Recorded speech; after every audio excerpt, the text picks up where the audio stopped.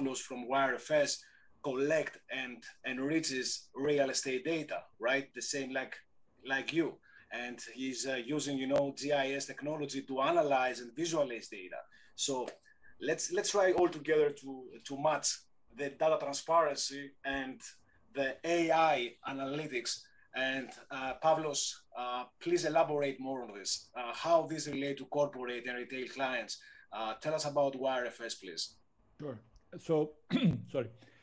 So the team here is, we're a PropTech company, much smaller than Prosperity. And I must say that both Prosperity's and UV Analytics software are amazing. I've had a chance to talk with the guys separately, and they're really good. We're coming out of the distressed real estate asset management world here in Cyprus. So we've been doing this for the last 6 years. So I've actually set up, the team and I have set up 3 real estate asset management platforms. So we have been through the cycle that everybody has been mentioning. Let me try and put this thing together because it's quite interesting. It's like if you actually, John did a great job. It's like he built a train of where we start and where we finish, and I'm at the end of the train, whatever that means. But effectively, what we're coming and saying is, there's the data side of things, which everything is a mess, and Manish needs to come in. First of all, let me start with Terry. So Terry rightfully came and said, guys, I need a system that allows for the processing of all of this data and also allows for the decision making to take place. And you need to have KPIs that monitor how everything is done so that things are done quickly and we move stuff along. Great.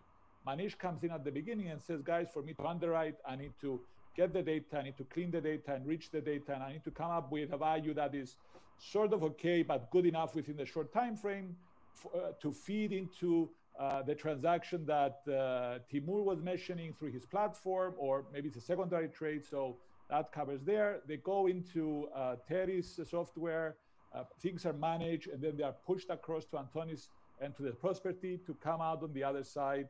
And we used to report to the fund every Thursday was how much money was in the bank. Nobody cared about how many contracts were signed. That was the bank. So at the bank, people cared about contracts signed because they could derecognize at that point the REO.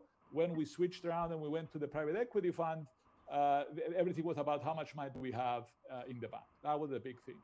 So from that, we came out of this world 9 months ago, and we turned around and said, hold on a minute. Actually, all this data and all these systems and processes that we were accustomed to sitting on the inside is not out there. So if you are Kostas or John or Thanasis or Dimitris or Maria, Dimitra, and whatever else, and you are looking to find information about buying a house, or you're looking to find additional information around the property that you're looking to buy, actually the amount of information out there, the level of transparency for the retail consumer isn't that much.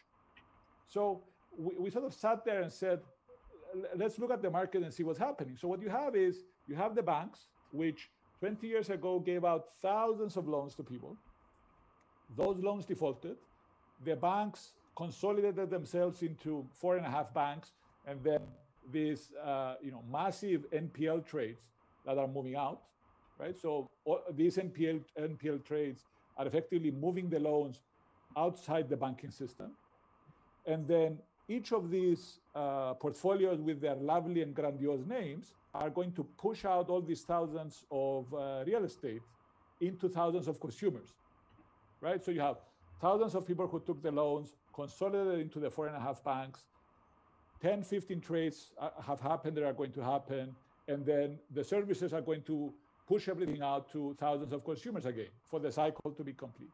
So we came and said, we want to sit on that side. We want to sit on the side of the thousands of trades that are going to take place, and actually sit on the side of the retail buyers.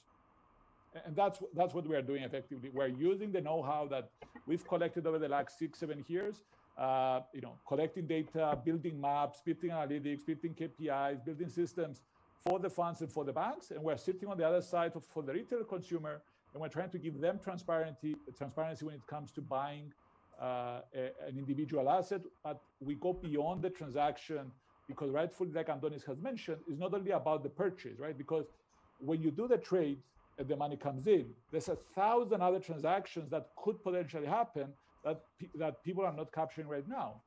Are you giving a loan, right? Because all these retail REOs sales are points of origination for new loans. Are you insuring that property? Okay. If you are moving into it because it's a house, are you putting in internet?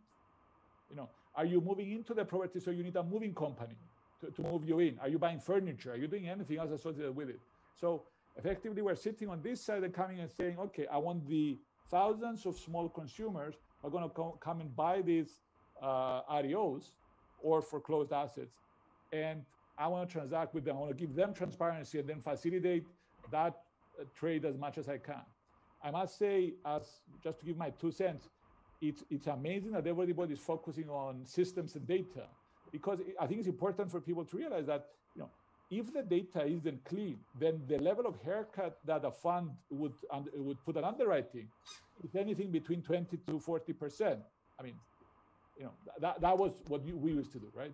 So that was sort of one. So elbow grease is what the guys used to tell us. So elbow grease, cleaning the data, enriching the data is actually the part that is the most significant in adding value.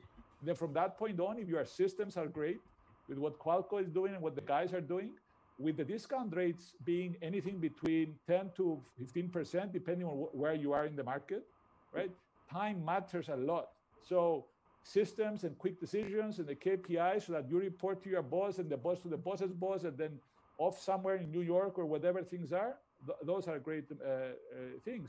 And it's a great place that Greece finds itself in right now, that you have all these things coming together to build this machine that is going to cleanse everything.